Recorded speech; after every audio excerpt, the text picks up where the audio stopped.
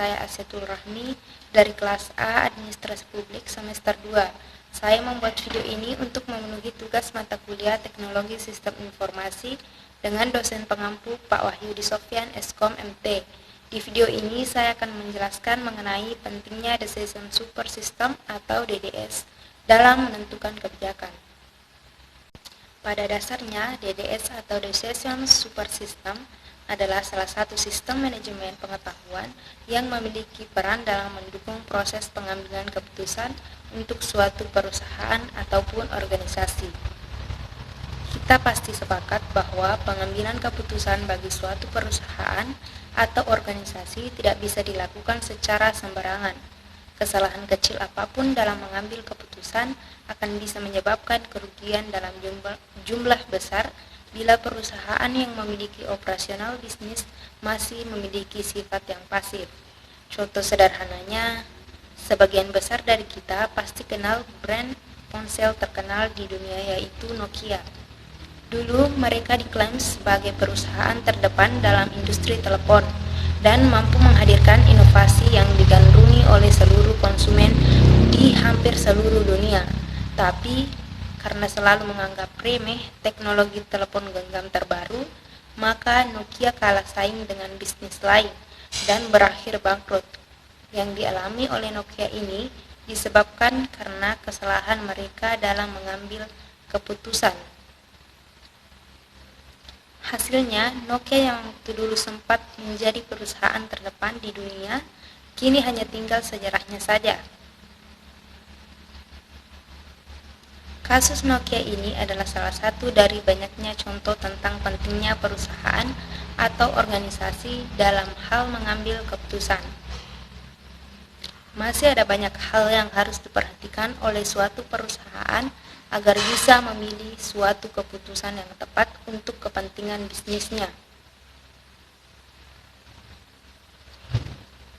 Nah, saat ini perusahaan bisa lebih mudah mengambil keputusan dengan menggunakan sistem pendukung keputusan atau Decision Support System. Mari kita mengenal lebih dalam tentang Decision Support System. Adapun pengertian dari Decision Support System adalah informasi yang berbasis komputerisasi. Decision Support System adalah bagian dari sistem manajemen pengetahuan yang memiliki peran penting dalam mendukung proses pengambilan keputusan untuk suatu organisasi atau perusahaan. Decision Support System adalah sistem komputer yang mampu mengubah data menjadi penting dalam mengambil keputusan pada masalah spesifik dan juga semi terstruktur.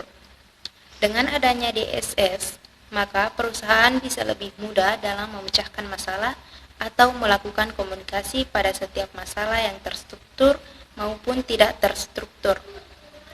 Moore dan Chen menjelaskan bahwa Decision Support System adalah suatu sistem yang mampu mendukung proses analisa ad hoc pada data, permodelan suatu keputusan, orientasi perencanaan di waktu yang akan datang, serta berorientaskan pada suatu keputusan.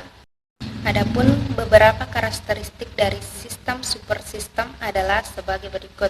Yang pertama, membantu proses pengambilan keputusan dan juga berfokus pada manajemen berdasarkan persepsi yang ada.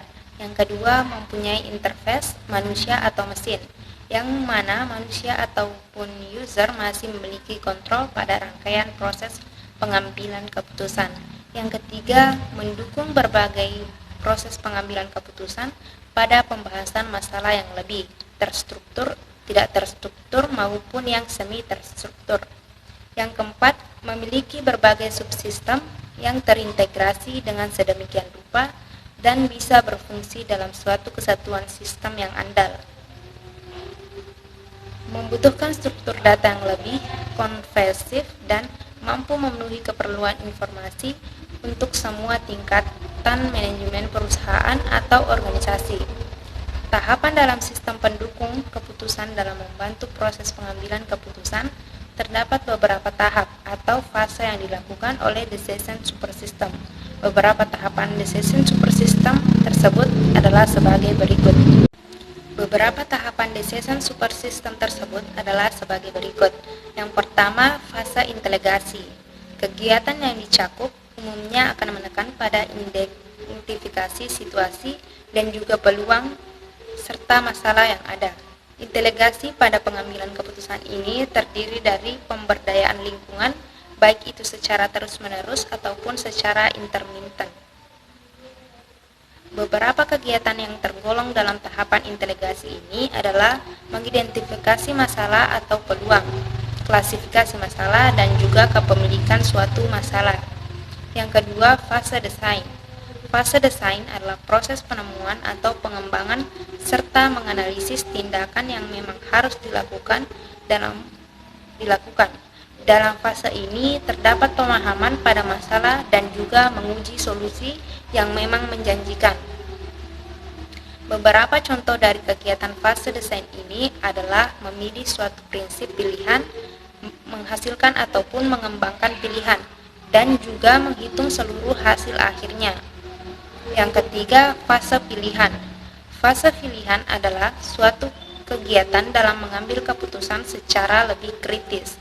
Dalam tahapan ini, perusahaan ataupun organisasi akan membuat suatu keputusan yang nyata dan juga mengambil komitmen guna mengikuti tindakan tertentu.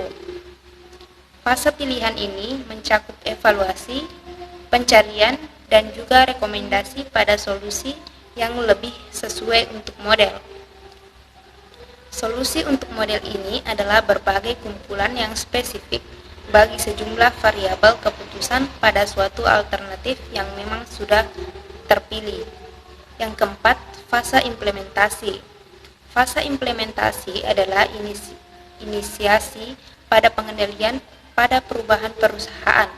Fase implementasi ini akan terasa sedikit sulit untuk didefinisikan karena memiliki rangkaian proses yang panjang dan juga melibatkan berbagai batasan yang sangat tidak jelas. Yang pasti, ada fase implementasi ini dilakukan agar bisa memastikan solusi yang sudah dipilih dan direkomendasikan bisa bekerja dengan baik tanpa memerlukan implementasi dari suatu sistem komputer.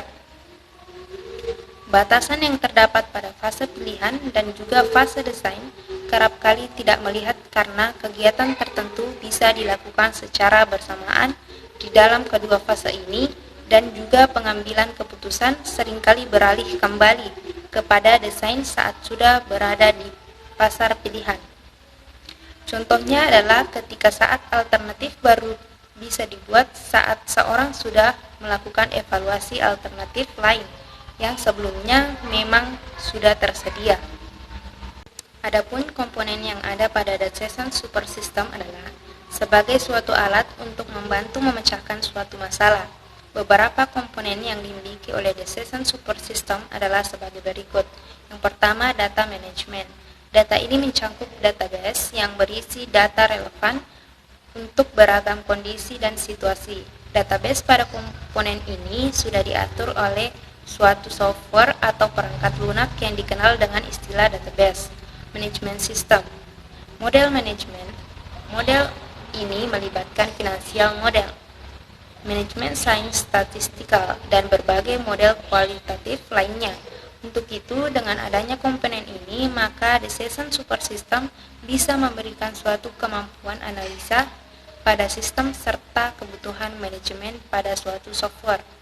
Communication. Dengan adanya komponen ini, maka penggunaan decision support system bisa melakukan komunikasi dan juga memberikan perintah pada sistem komputer tersebut. Knowledge management adalah komponen yang lebih bersifat opsional. Fungsi dari subsistem ini adalah guna mendukung komponen lainnya dan juga memiliki tugas sebagai komponen yang mampu berdiri dengan sendiri. Adapun beberapa tujuan dan juga manfaat dari menggunakan decision support system adalah sebagai berikut. Yang pertama, membantu pihak manajer ataupun pihak petinggi perusahaan dalam mengambil keputusan dari berbagai masalah yang sifatnya semi terstruktur. Yang kedua, meningkatkan efektivitas dari suatu keputusan yang diambil oleh pihak manajer. Yang ketiga, mampu mengatasi seluruh batasan kognitif saat memproses ataupun menyimpan informasi. Jadi, berbagai manfaat tersebut adalah tujuan perusahaan atau organisasi dalam menggunakan decision support system dalam proses pengambilan keputusan. 3 jenis decision support system dan informasi yang dibutuhkan. Dalam pembahasan tentang decision support system di atas, kita menyebutkan tentang keputusan yang terstruktur, semi terstruktur, dan juga tidak terstruktur. Dan lalu apa yang dimaksud dengan ketiga jenis decision support system tersebut? Untuk keputusan yang sifatnya terstruktur adalah suatu kegiatan pengambilan keputusan yang sudah jelas dan dilakukan secara kontinu dan umumnya dilakukan oleh pihak manajemen yang berada dalam tingkatan tersebut. Untuk itu diperlukan adanya informasi yang lebih spesifik, sempit, terjadwal, real-time, detail, internal, dan interaktif dalam menggunakan decision support system jenis ini. Contoh decision support system jenis struktur adalah keputusan dalam hal memesan barang, menagih utang, mengisi stok produk, dan masih banyak lagi. Sedangkan untuk keputusan yang semi terstruktur, keputusannya akan ditentukan oleh komputer dan sebagian lainnya ditentukan oleh pihak pengambilan keputusan. Untuk itu, hukum informasi yang diperlukan pada keputusan jenis ini adalah data yang lebih fokus, interaktif, real time, internal, dan juga terjadwal. Contoh sederhananya adalah saat mengevaluasi kredit, penjadwalan kegiatan, produk perusahaan, dan juga pengendalian stok baru. Terakhir, keputusan yang tidak terstruktur adalah keputusan yang proses penanganannya terasa sangat sulit karena biasanya tidak terjadi secara rutin ataupun pada kondisi tertentu saja. Objek proses pengambilan keputusan pada jenis ini akan memerlukan pengalaman dan juga sumber eksternal. Umumnya keputusan pada jenis ini akan terjadi pada manajemen tingkat yang lebih tinggi.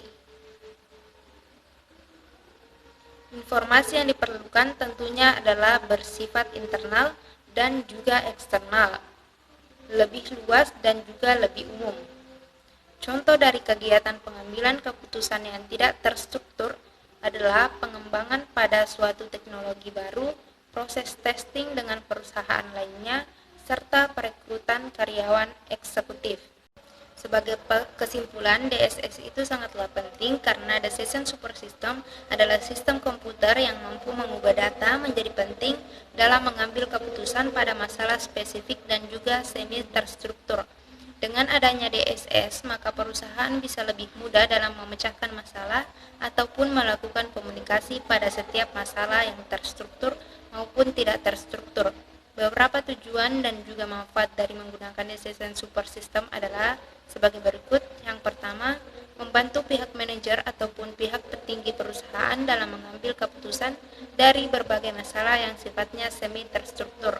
Yang kedua, meningkatkan efektivitas dari suatu keputusan yang diambil oleh pihak manajer. Yang ketiga, mampu mengatasi seluruh batasan kognitif saat memproses ataupun menyimpan informasi.